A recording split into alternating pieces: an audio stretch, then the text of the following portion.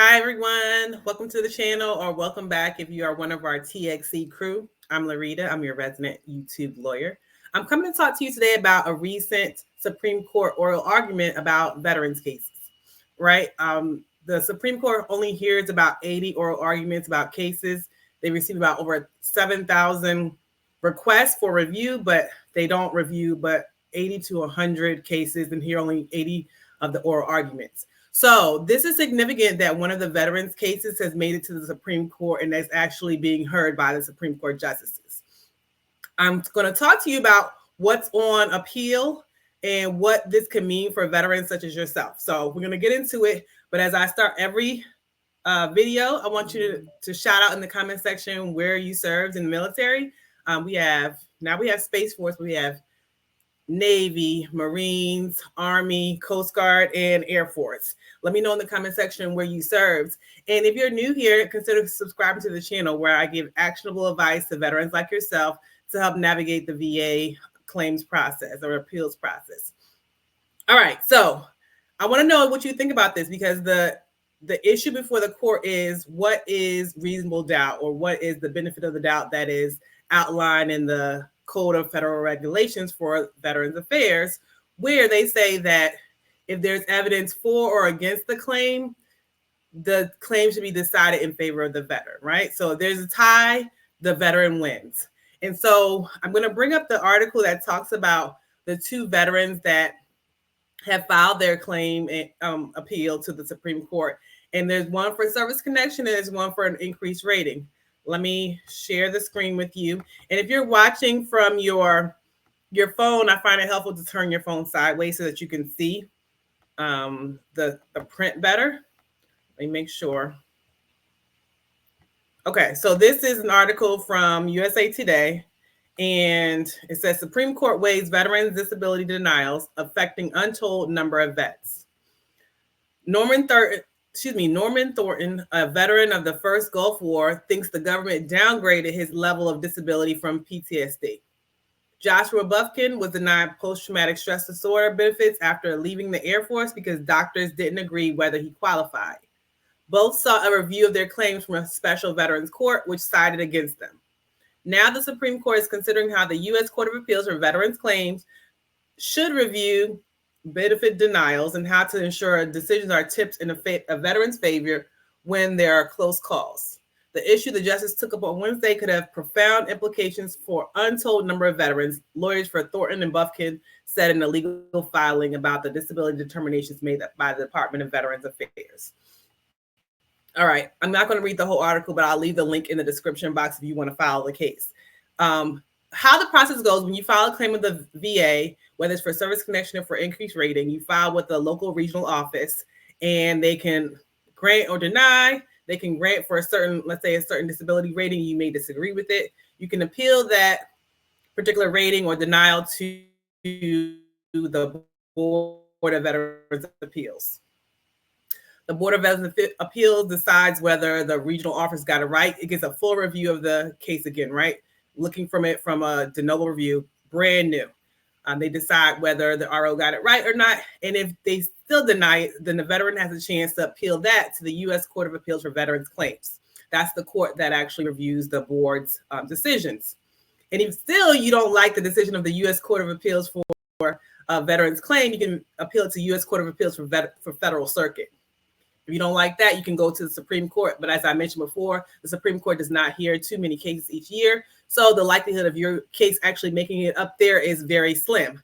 The fact that this made it to the Supreme Court is significant because this is allowing the Supreme Court to say, listen, does Congress need to specify more clearly what does reasonable doubt mean? So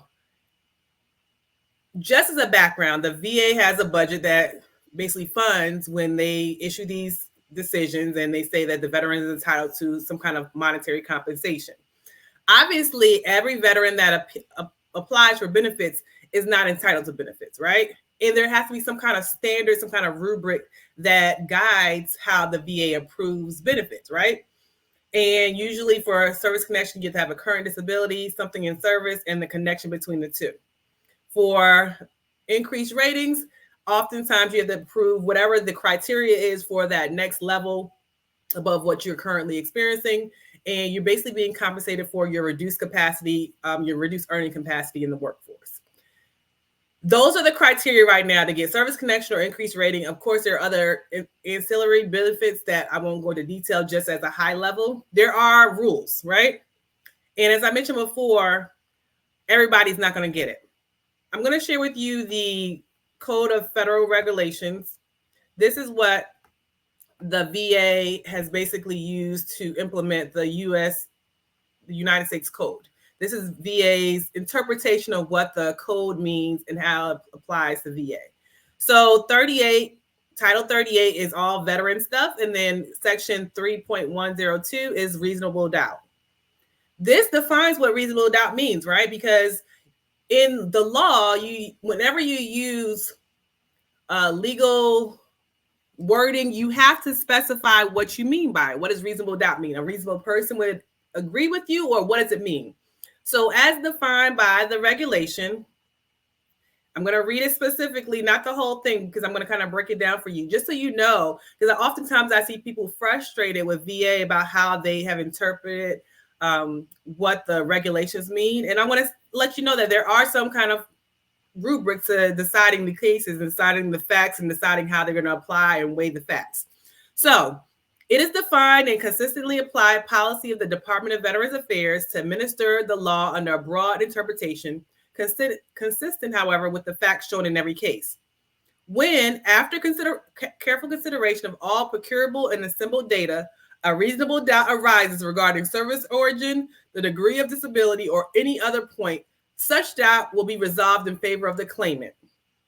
By reasonable doubt is meant one which exists because of an approximate balance of positive and negative evidence, which does not satisfactorily prove or disprove the claim. It is a substantial doubt and one within the range of probability as distinguished from pure speculation or remote possibility. All right, I won't read all the specifics. I'll put that also in the description box if you want to read it yourself. So reasonable doubt, it's a high standard, right? It can't say that, okay, if somebody applies for benefits and they say, I have a disability when I was stationed somewhere else, let's say Vietnam, and they are a relatively new veteran, and there's no evidence that they served in Vietnam and was exposed to herbicide agents, it's likely that the preponderance of evidence, the majority of evidence, the majority of relevant evidence is against granting the claim, right? There's no weighing, oh yeah, it's almost close. No. Now, in the case of where, let's say in mental health disabilities, I find that for increased ratings, whether the veteran is entitled to a 50% or a 70% rating, is very close. And that's why you have to look to the particular facts of things. And if it's so close that you can't decide, okay, he or she may have 50% or 70%, and it's kind of on the cusp, then the veteran wins and the veteran is entitled to the 70% rating. That is what I mean by so close. Reasonable doubt is in favor of the veteran. It can't be something where the veteran every once in a while has a panic attack and it doesn't rise to the level of really interfering in his or her daily life. That's not something that there is left for a reasonable doubt to say, maybe it gets to 70%.